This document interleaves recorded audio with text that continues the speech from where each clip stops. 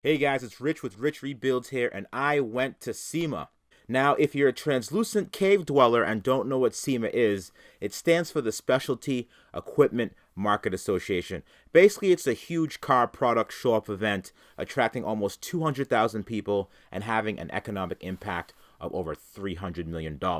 When SEMA comes to Las Vegas, everything thrives, including transportation, the hotel industry, as well as prostitution. Now, there were tons of people, plenty of fun, awesome cars, and over 600 lifted Ford F-250s for some reason, and also lots of vendors selling great products. And of course, good old Uncle Rich showed up and was looking for his EVs. And I spotted this Mercury that I've been seeing on Instagram. It has a really cool setup up front that makes the batteries and controllers look like an actual engine block, and I wanted to find out more. So I stopped and talked to Matthew, the designer of the electrical systems in the car, to take an in-depth look. All right, this is Matthew with Stealth EV. Nice to meet you, Matthew. How are you, man? I actually have been, trying to get a hold of you for a while, man. Have you really? Nah, dude, I'm a loser. You don't want anything to do with me. This is the car that I've been seeing all over Instagram. Yeah. And the coolest thing about this car, I think, is the actual machine, quote-unquote, engine block that's under the hood here. I like how you guys kept it original, because what a lot of EV people do is they tend to just stick a big ugly motor there. Yeah. And they don't make it look fancy at all. They stick a motor there, which is what I plan on doing, making it look as crappy as possible, and then put a motor there, have some Tesla modules, and have some wiring running around. What made you decide to have it look like this? What was the overall thought and design behind this? Well, it was pretty wild. Just exactly what you're saying, the old school car. I mean, this is the future. This is, converting an old car like this. Right. Making it electric, right. And still somehow blending the two and having nice synergy. Yeah, the synergy is awesome, man. Do you want to share what vendors you're working with to use that kind of design, to kind of give them credit if they want to do something similar? Yeah, it'd be great. So this is these are Reinhardt motion system controllers. Okay. So there's a PM150 or 150 kilowatt controllers on each side. So right. There's one here and one on the other side. It's an AM Racing electric motor. Okay. So it's dual AMR. Very, very nice. It's like a really, like a piece of jewelry. It's yeah. And where's that motor located? Is it underneath the car, in the back? It's actually right here where the transmission was. Yeah, little hump right there. Right there in that hump. Yeah. Both motors. Okay. And that. So almost like a Siamese setup, one after the other. Yeah, they're stacked on top of it. Gotcha. And that motor with a bigger controller, if you run at 800 volts, you can push 900 horsepower. 900? Holy crap. And how much are you pushing out of this one right now? You have a dyno at all? 400 horsepower. I'll take 400. 70 foot-pounds of torque. I'll take 400. So that's the these are the controllers right here, obviously, right? So you have dual controllers. And dude, I love this braided setup. This looks freaking clean, man. That was Jonathan's cue for Micon. He just, I gotta say, those were pretty tough to get on there, but yeah, no. It was worth it. And then obviously you have your radiator up front. You're cooling. A couple of radiators. Yeah, no, I bet. Battery cooling, motor cooling, right, controller cooling, right. There's a lot going on in there. That's our DC-DC converter over there. So it's really easy. It's a big one, 2.2 kilowatts. Wow. We've got a lot of things going on in this car. So yeah, you guys, this is one of the cleanest conversions I've seen in a long. Oh, look at this thing! Look at the Chatamo up front. So that's 125 amp charger. All right, so that's a fast charger, obviously. Yeah, so 125, so you're an hour and a half charge time. Yeah, no, that's not bad. It's at 90%. And then what batteries? Where are the batteries? I haven't seen any batteries yet. Where are those located? All right. So in the engine block here, there's 7. Yeah. But so in this formation, it goes 1, 2, 3 in a V, and then at the very bottom, there's just 1. And then 7 total up here. So 7 what? What kind of batteries are you using? Tesla Model S. Oh, these are Tesla Model S models. Yeah, these are Model S models. Oh, yeah. So you actually put those ugly looking Tesla Model S modules underneath these really nice aluminum. You see these milled pieces? Yeah. There's that groove right here in the middle. Yeah. That's the slot that holds the side of the Tesla battery. Oh, really? And then there's locks right here that go in the stock locations on the Tesla models, so they can't go front. Holy back. crap! The amount of engine. Look at this cover right. Even this is very well done. I gotta say, this is awesome. So you have how many modules do you have up front? You have 4 on each side. So 3 on each side. 3 on each side. 1 on the bottom, so a total of 7. All right, and those are cooled as well, obviously, right? You have coolant rod running through those. Yeah.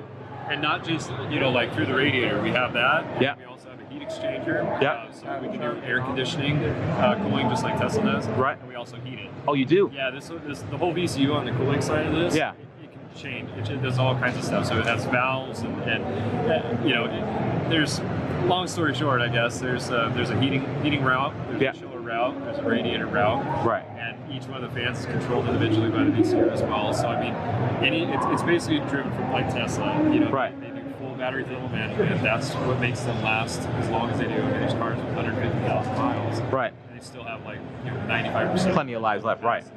So what we're trying to do is just float it just like a Tesla would and keep those batteries right at 80 degrees. So you have, so this car is effectively its own fully functional EV. I mean, a lot of guys cut corners, such as myself, but like, so this thing has AC, it has heating. Yeah, and not just that, it's all tied together as well. So right. when you get a low state of charge, right. it starts cutting back power. And it's very linear. You know, it's cool. Very, very smooth. And you'll just start pulling power, and then eventually it has to stop. But it's very smooth, just like an OEM would be. So you have the batteries up here, but that's up. So there's more. Oh, yeah. I was gonna say, like, how do you have this much range without? Where are the other batteries hidden? Okay. There's one right underneath this back seat area. Okay. One on each side. Okay, so the bottom cushion pops up, obviously. Well, it's on the underside. Okay. Oh, underneath. In. Ah, right. You saw the aluminum up there. Every module has the same aluminum case. Sexy aluminum look. So it's all the same. So you guys went all out. I like that. Yeah. That's cool. There is three more modules in the package tray. Oh, really? Right behind all that. Yep. So just behind the chargers right there. Like I said, 3, and then there's 4 more underneath. Underneath this board right here. That's pretty badass, man. Yeah. And then there's another charger back here. Yeah, that's so that's a 10 kilowatt. Yep. So you have a WS6. So you know me, I have a Z06. I'm a big Corvette. I'm a big gas powered guy. Now you strip the motor out and you have a Tesla drive unit. Yeah, but we put the whole subframe in. Like it's all that live axle stuff in the rear is gone. Really? That has the complete subframe from the Model S in there. And so now we've got the Trans Am is actually 4-inch wider in the back. But it still fits within the wheel wells, like just barely. Yeah, the Trans Ams, they were really big. They hung way over. And they're wide cars, yeah, they're wide cars. You know, fat cars. But now when we went 4-inch wider, it's still right at the It's still edge. flush. It's still, yeah, it's perfect. That's awesome, man. So we're gonna do a little wider system on the front. Yeah. You know, to kind of give it a little more stability to match the rear. But yeah, we'll for sure be doing 550 horsepower in that car, and only limited by how much I want to keep my inverter. Right. You know, really, because our new board can allow us to push it much more than 1400 amp. What are you looking to do for a range? Oh, it's a full Tesla pack. It's a full pack. You guys love those damn full packs, don't you? So the LS1 that I took out of the front of that car, we're fitting 12 there. 12 of those modules fitting just where the LS1 engine was. And are you doing anything in terms of like weight balancing? Because 12 modules is a lot. Oh yeah, but not compared to what's going in the car now. See, now we have the whole rear subframe is in the back. We have a Tesla drive unit. All that was never designed to have that kind of weight backing. Right. So we've got to offset it a little bit. Some in the front. We have wheel scales. It's going to be, but I mean, I would be surprised if it's still not rear heavy. Okay. I think we're going to be at like 55, 45. Okay. 55 rear, 45 front. For front rear bias. It's still going to be perfect. That's awesome, man. We have 4 modules going in the back seat, just because I don't really use it. It's 2-door. Right. But yeah. So you're gonna have the range and the power. Oh yeah, and I have it's getting a ludicrous pack. And those ludicrous packs aren't easy to find either. No, I know that much at all. I've seen 2 with my own eyes, and I have one. You ready to the racetrack? Oh yeah, of course. All right. I can't wait for refuel, or to go to St. Get one of those. That's gonna be awesome, man. Can I take a look inside this car? Like, does the actual media interface work and all that good stuff? Yeah. The menu system? Yeah.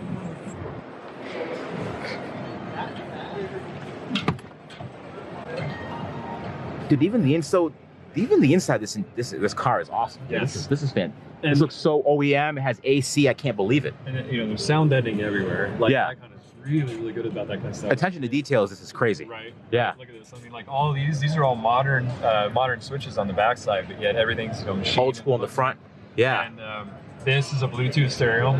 Really? Big amplifiers in the back. No this thing has a whole This thing's awesome. Crazy stereo in this car. That's wild. Bringing this thing to a car show, like an old school car show, people will love it. Enjoy. You have your own I see. You have your own stuff going on there. So this is Andromeda displays. Mm-hmm. About a year and a half ago, 2 years, Andromeda used to share space at my shop, and so we had a lot of collaborations like this, and we still work together right now. But yeah, it's a great display. That's awesome. The quality of that, right? That's awesome. It has the charge state, upper right-hand corner, the amps. Obviously, get a little glitch going. Yeah, no, that's all right. Yeah, we this whole thing. Drove this 2 miles. I'm out of here. Like, this whole thing is just crap. I'm just kidding. No, that's cool, man. I like this a lot. This is a really cool thing here. Yeah. What am I feeling vibrating? Oh, the coolant pumps that I'm feeling right under the car? The pumps That's what I figured. Oh, I would love to see I mean, obviously, do you have build pictures or a documentation of this? Yeah, you bet. I don't want to slam this thing. Do I just like push it? Yeah, I get it. Okay. This one you do kind of.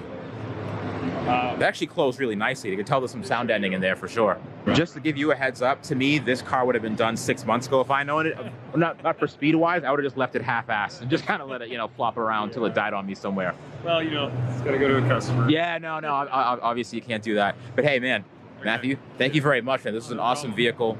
You own a great company. Actually, and I think. You to Jonathan yeah. I'll take my thing off. And this is Jonathan. Jonathan, nice to meet you. Howdy, my name is Rich. And I know who you are. I've been following you for a while. Actually, you've been part of my sort of research and development to figure out who's already hacking, who's going who's there doing and stuff. The road. Oh, nice. And That's I'm a good. Big fan for your disruptive value, man. I appreciate that. Pushing change and evolution in EV. Hopefully get Tesla to lighten up a little bit and realize that they're gonna get there. History of hot rodding. Cadillac didn't like it in the 40s when people started screwing with their stuff. Right. And then honestly made their brand relevant through this. Right. So those who don't know my geekness, my name's Jonathan Ward. I own a company called Icon. I think we've all heard of Icon. Sweet. So we're all about celebrating automotive design from the past, but in a modern context. So we slice and dice that in a couple different ways. But this is what we call a derelict. So it's part of our one-of-one series of constant one-offs. Right. So we will never repeat this exact car. Right. But having said that, we're going to definitely repeat the technology. Yeah, no, this is awesome. Obviously we collaborated with the ever-intelligent Matt Hauber over at Stealth EV. There he's hiding over there. There he is. Hey. He's of similar strain and innovations in his blood. Okay. So we wanted to take what was established good enough in EV conversion world, kind of keep pushing just like you've been. That's the way to go now. Yeah. EV conversions are it, man. Totally. That's it. I designed it very specifically to be reminiscent of the old street rods, exaggerated V8 form, so that other generations that don't realize this is where it's going. Right. It's visceral, right? They get their hands on it, they get their head around it. Right. It's also why we did a derelict, because of all the stuff we build, they're like the most human, they're the most approachable. People want to walk up and touch. They want to touch it, feel it, yeah. Remember their own history. Right. So we scanned the underside of the car with a ferrule, got it, converted STL into surface data, which then allowed us to work with our chassis partner, Art Morrison Enterprises. So we're able to engineer a four-wheel independent chassis. Brembo's our brake partners. We got monster pro football size 6-piston Calis all the way around. Nice. Electric rack and pinion, electric AC. Right. Double services for the thermal. For the cooling as well. Network, which I'm sure you'll talk to Matt. He'll be a little bit more intelligent than I am. Right. But gain a 16 nodular third member so that we can take that massive torque and right. Put it to the ground. Yep. Custom interior, power windows that look analog, high-end digital audio. Right. That's controlled via the original AM, so that's some ugly, modern head unit. Right. And man, we're hoping we got tons of clients already lined up. We got a bunch of other platforms we're going to be doing. Oh, I could only imagine. Yeah. I think when I walked by this car at first, I didn't really realize it was electric because I saw the engine block. Yeah. And I was like, oh, that's really highly polished. It looks really nice. And I think one of the most fascinating designs is that it's electric, but it was designed to look like an engine block. Yeah. And the fact that these actually contain batteries, it just blows my mind. Yeah, I think that's an amazing design. Notice with the wiring. So this cloth braided aesthetic was the original loom that they used to use for these cars. So we had those made and just put them on top of the properly insulated high voltage cable. Yeah, no, I think that looks phenomenal. I think this is a great design. How hard those things were to put on? No, I'm sorry. I know the owner isn't here, obviously, but did they come to you and say, hey, you know what? I saw this Mercury in the field. I want this to be converted to EV. Like, how did this come about? He wanted something of this era. I found this car. I'm like, dude, we have to use this car. Right. He was with us on that. But again, it was originally internal combustion. It was going to be another ICE car. Right. But he loves his Tesla. He has a Tesla. Of course he has a Tesla. So he called me up and he's like, could we go electric? Right. And he was exactly that client I was waiting for. Yeah. Because it's one thing for me to, I don't want to push a client into it, right? Right. Because as you guys know, as your community knows, the science is evolving so quickly that it can be scary for us because we're not quick. Right. By the time I'm done, the tech I could have picked could already be outmoded, right? Right. So this client, because of his faith in us, his budgetary allowances, we said, dude, we're dying to, and we're happy to, but you have to clearly understand, you are a guinea pig. Right. So once he was down with that, we went. It's just been so cool. He's a young guy. He's in his 30s, totally unassuming. Really? You never know it. And just a pleasure to work with. I love the stuff out of this thing, man. This is an awesome build. I appreciate you. Thank you for your time. You too. Thank you very much, Jonathan. You'll be we'll be I'm sure we'll be talking again. I'm probably gonna be digging through your parts bins here. Yeah, yeah, no, of course. Yeah, no, I have a lot of cool stuff. But no, thank you guys both very much. Awesome build. This thing looks beautiful. Hope you enjoyed that episode. Check me out on Instagram at RichieBKid, and shout out to all the people that have used my Tesla referral code so far. I thank you all very much. Take it easy, and I will see you all next week.